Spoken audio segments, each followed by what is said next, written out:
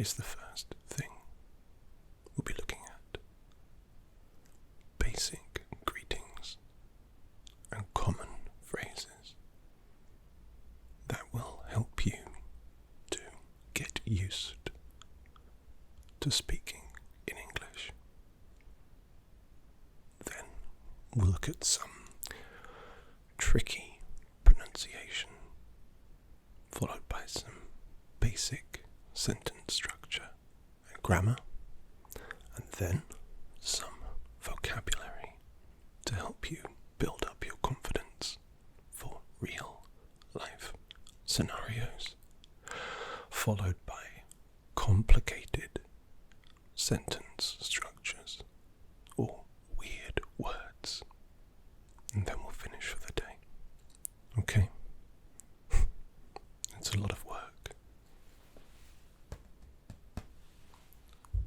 I can see you've got your worksheet. So, let us begin. Hello. How are you today? How would you reply to that? That's right. You could say, I'm fine, thank you. I am fine, thank you. I am fine, thank you. Now in English, and it happens a lot, we use things called contractions. That's when we take two words and we combine them into one. You'll know it when you see it, because it has a little apostrophe where the other bits of the word should be. So, when I ask, hello, how are you? You can reply with, I am fine, thank you. Or you can just say, I'm fine, thank you. I'm is a combination of I and am, shortened to save syllables and time. I'm fine, thank you. And then, in British English especially, it's only polite to ask the same question back. So I begin by saying, hello, how are you? You may reply with, I'm fine, thank you. And then in turn, ask me, how are you? And you might notice, when I said that, we did the same thing again. We contracted a word. How and are became how. It's easier to say for some, but it saves time. And in English, there are a lot of words, as I'm sure you know. So reducing the number you have to say helps a lot. So let's practice that one more time. Hello. How are you? And you reply, I'm fine, thank you. And you respond, how are you? And that will get you by most conversations in the UK, I guarantee. Now, also specifically in British English, you have to remember your P's and your Q's. Your P's and your Q's. What does that mean? I don't know if they teach it anymore, but when I was a young boy, back in the late 1800s, Victorian Britain, we were taught our P's and Q's. And P's and Q's means pleases.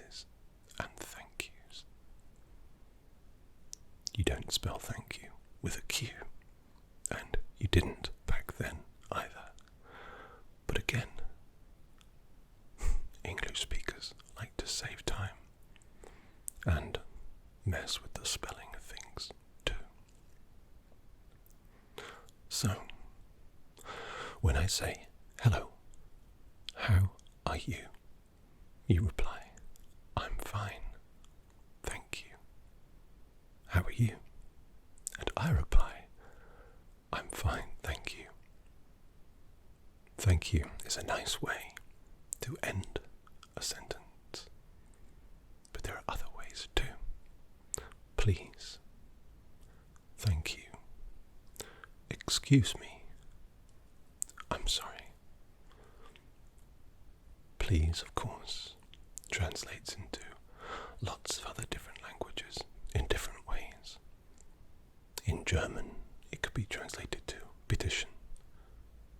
In France, it could be translated to s'il vous plaît. In Italian, it could be translated to prego. In Russian, пожалуйста. In Japanese, kudasai. And in English, plain old please. The first part of P's and Q's. And then, of course, we have thank you. In Spanish, it could be gracias. In Japanese, it could be arigato. In Dutch, dankjewel. And in English, two words that are ever so important. Thank you. But with that little phrase, that compound phrase, sometimes it's a word all of its own after all. There's an annoying sound for some non-native speakers. By the way, if you are a non-native speaker, as far as I'm concerned, if you live here, you're a native. You don't have to be from here to be from here, if you understand what I mean. You're always welcome. But in thank you is a frustrating sound. The. For some non-native speakers, it can be easier. But for some, including Japanese, the, along with L and R, can be ever so different and difficult to pronounce. So when we say thank you, or this, or that, there's a very specific sound, different to the sound that a V makes, which is the. It's the TH, a soft sound produced by the tongue as it touches your top two teeth. So, if you'd be kind enough to practice pronouncing it with me, just so I can make sure that you're alright with it. Okay? Let's say thank you again, and I mean it. Thank you. Yeah, go ahead. Thank you. Thank you. Get the tongue on the top teeth. Thank you. Do it as slowly as you like to perfect it. Very good. Again. Excellent. Thank you. And again. Thank you. Now try this. It's more difficult because of the I sound after it. This. That. This. That. You'll also notice most native English speakers don't pronounce hard T's, especially in the UK, at the end of words. So that becomes that. Lazy. That. This or that. That. That's right. It can be a little difficult, and it reminds me of other words that are difficult in the English language, and they're words that we call and that we don't even think about.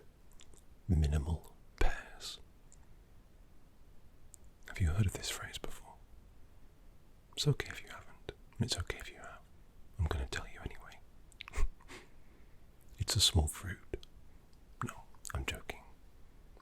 A minimal pair are two words that sound, in terms of pronunciation, almost the same. Almost the same. Can you think of any examples? It can be difficult sometimes for non-native speakers to work out which is what, and sometimes you might mix them up too. But don't worry if you do. I'll give you a few examples. So, what goes ba? A sheep. But what sails the sea? A ship. This is a minimal pair because of the repeated sh sound and the vowel. And then of course the consonant on the end is the same as well. Now for some non-native speakers it can be confusing. Ship could mean sheep. Sheep could be how you pronounce ship. But when I say it, you can hear the difference ever so slightly. So what I'd like you to do now is repeat some of these minimal pairs with me, if that's alright. Let's do sheep first. Sheep. And again, in English, hard consonants at the end of words are often negated and just become a sheep. Sheep. And now ship. Ship. Let's try a different one. How about cat? Meow meow. Cat. Cut. What are the differences between those two words? One is a cat and one is a cut. But they can get a little bit confusing because of the similar structure, size, and lettering of the words. The vowel sounds in English vary greatly and can be ever so confusing, even for native speakers. So don't be worried or embarrassed if you mix words up. The likelihood is that native speakers will too, and it's also very likely that they'll understand you anyway. But let's try another minimal pair. Bit. Bit. It can also mean a small piece of something or getting bitten. Bit and beat. It can be a vegetable or a rhythm, a beat. So repeat with me. Bit. Bit. Bit. And beat. Beat. Beat. Try to pay attention to the shape my mouth makes, see if there are any differences. Bit. Bit. Bit. Beat. Beat. Beat. In order to master minimal pairs, it's helpful to pronounce different vowel sounds. The vowels in English are A, E, I, O, U. A, E, I, O, U. Very similar to the Japanese letter pattern. La, li, lu, le, lo. If you pronounce those sounds and the different ways to pronounce them when combined with different consonants, it will help you to navigate the tricky waters of the difference between a ship and a sheep. But this is all very well and good.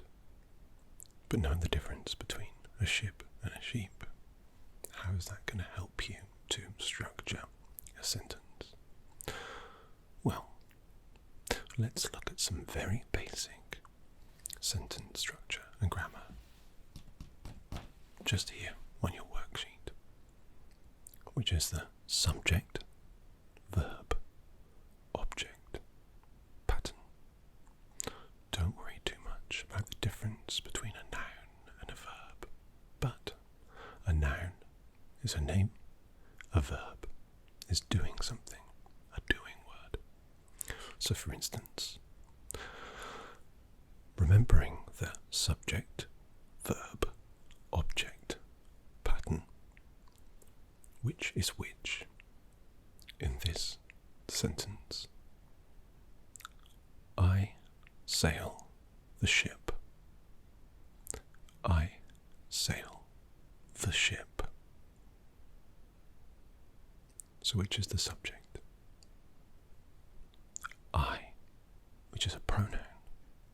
I is you, which is the verb. Sail, because sailing is something that you do. A little tip with verbs to work out if it's a verb. Often you can put the word to in front of it. To sail, to go, to eat, to sleep. These are all verbs because you can do them. And you is the pronoun, the subject, that does. So, I, you, sail, verb. The. Now, the is what we call an article. There aren't many of them. 3, really. The or the. Another th word is what we call the definite article. Because when we say the, it generally means that we're referring to one specific thing. The tutor, the student, the ship, the sheep. Now, what do you think the other two articles are? Well, we'll look at those in a second. I, pronoun, subject. Sail, the verb, the doing word. The ship, the object. And you'll know from your own language that often romantic languages, Latin as well as Greek, follow a similar structure. Whereas, for instance, Japanese can be a little bit different. Sometimes the other way around entirely. But don't worry too much about Japanese. Worry about English, because it's annoying and there are loads of words. But let's look at another basic sentence. And we actually call this a simple sentence, because there are no clauses, conjunctions, or extensions on it, but don't worry about that right now. In simple or basic sentences, subject, verb, object, and it can be different ways around, but that's generally the rule, is how we go. So, let's try again. You heard a sheep. You heard a sheep. Now, heard is an annoying word. Depending on how it's spelt, it can mean different things.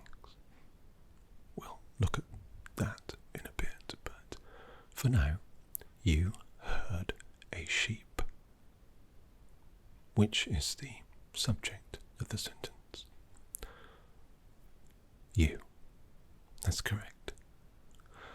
Now, which is the verb? Now, that's present tense, but it sounds like past tense. We'll talk about tenses in a second, but heard is the verb. A sheep must be the object. But you'll notice we didn't say the or the in front of the sheep. We used a different article. We used a, which is what's called the indefinite article. Why? Because it means that it could be any sheep before us. One of many, one of few, a sheep. The other article is an. An is the same as a, the indefinite article, but we use an before a word that starts with a vowel.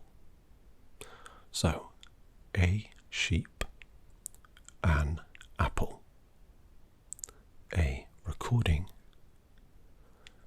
an imaginary friend. Okay, we'll do one more sentence. So, they like music. Subject, verb, object. That's right. They is another pronoun. Like is the verb, because you can to like something. To like something is to enjoy it. Those are both verbs. And the subject, music. Now music is a noun. They is a pronoun. More often than not, the subject will be a noun. The verb is always a verb. And the object, it can be a noun or a verb. For instance, running versus a book. But I'm confusing it too much. That is the basic sentence structure in English. Subject, verb, object. But what if I said, you ate an apple? What's happening there? It's the same structure. Subject, verb, object. You, subject, ate, verb, an apple. Indefinite article, and then the object, the noun in this case. That's right. We're using the past tense. Now in English, there are only really 3 tenses. You can argue that there are more, but in practice, there are only 3. The past, the present, and the future. I know in German and Russian, for instance, there are a lot more perfective of the different ones, and so on and so forth. And in Japanese, there are only really 2, present and past. But in English, there are 3, past, present, future. So let's take a look at that one. I ate an apple. You ate an apple. Ate is the past tense of eat. No, it's the letters jumbled around, but that's how it is. So, I ate. I eat. So what might the future tense of eat be? There isn't another word for it. You conjugate it with will, i.e. you're showing the intent of wanting to eat the apple. Past tense, I ate. Present tense, I eat. Future tense, I will eat. Let's think about it in a different way. To go, the verb to go somewhere. I go. Is that past, present, or future? It's present. I went. Is that past, present, or future? It's past. I will go. Okay, yep, that's future. You'll notice that in English, in general, the past tense of a word is sometimes similar to the present tense, but for the future tense, often it is just conjugated or constructed with the word will.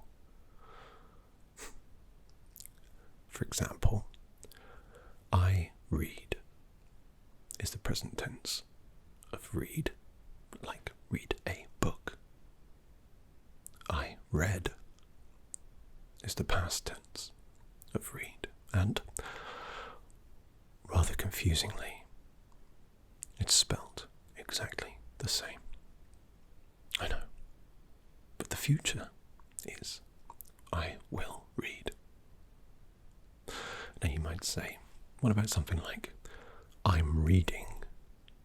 Isn't that the future tense? No, that's the active present tense. That means you are reading something at the moment, or you are in the process of doing so. I'm currently reading a wonderful book. You might not be doing it at the moment, but you're implying that you're doing it at the current time.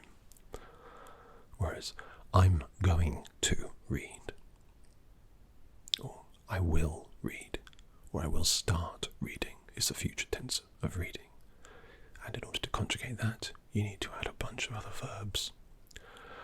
Words make words make words in English, I'm afraid.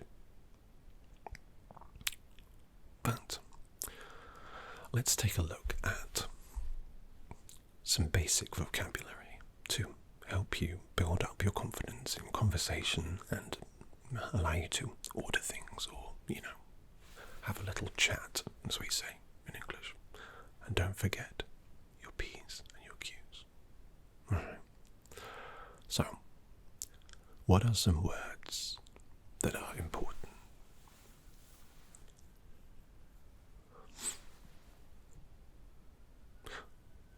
Well, in UK English, there are a few things that we talk about, and I apologise for the sirens going on right now. I was going to wait. Oh, they've gone. Never mind. So, in the UK, after we say, hello, how are you? And you reply with, I'm fine, thank you. How are you? And I say, oh, I'm fine, thank you. We will talk about usually one of three things. We will either talk about food, transport, or the weather. Now, in British English, I think that we're most famous for talking about the weather. So, if we have met on the street and I have said, hello, how are you? And you have replied, I'm fine, thank you. How are you? I say, I'm fine, thank you. You might then reply with, look at the weather, or what do you think of the weather? How do you find the weather? Some of these phrases are confusing. Look at the weather sounds unusual, but it means observe, and is implying that you're asking what we think of it. What do you think about the weather is just that, a question. And I can't remember what the other thing I said was, but working on the assumption that it was to do with the weather, you might just make a statement like, what about the weather we're having? Or, isn't the weather awful? It's still a question, but almost rhetorical, as we say. Talking about the weather is a good way to start a conversation with a British person, as the weather's so variable here. We have all kinds of different weather, and we love to moan about it. So, if it's raining, say something like, look at the rain. If it's sunny, complain, it's too hot, don't you think? It's too hot, don't you think? If it's snowing, say something like, it's too cold, don't you think? It's really cold, isn't it? Or, if it is raining again, you can say something like, the weather. There's lots of things you can talk about with regards to the weather that will immediately make you feel more at home when you're talking to a British person specifically. In terms of transport, you might want to know, if you're in London, which tube to get. You might say, Where is the station? Where is the station? Where is?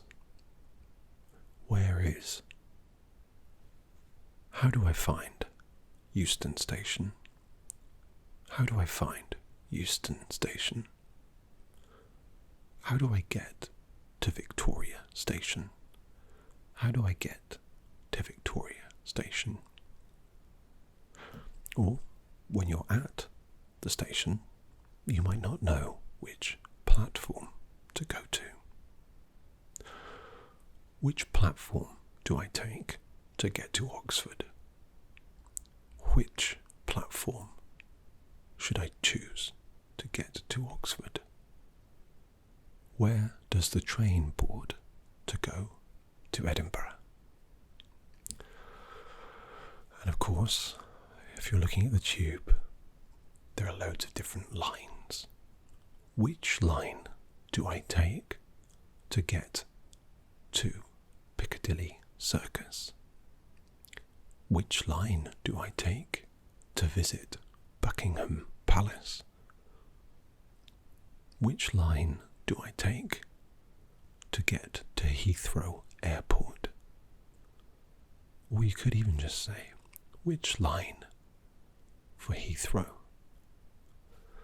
And food. You might be hungry, and you might not know where to go. Now, in the UK, there's a big pub culture, or inn. That's always a good place to try for food. They usually serve it, and they're always happy to welcome people. But if you want something specific, or you want a little taste of home, you might ask someone, where can I go for good Italian food? Where is the nearest Italian restaurant? What is a good place for good Asian cuisine? Okay, so through all those questions, you'll notice one common theme. W words. An annoying letter to say out loud, as it's syllables and syllables longer than it actually is. But what, where, and which? These are always going to be at the start of questions like that. Where means some place, a location. Which means a choice between two different nouns or things. And when is what time.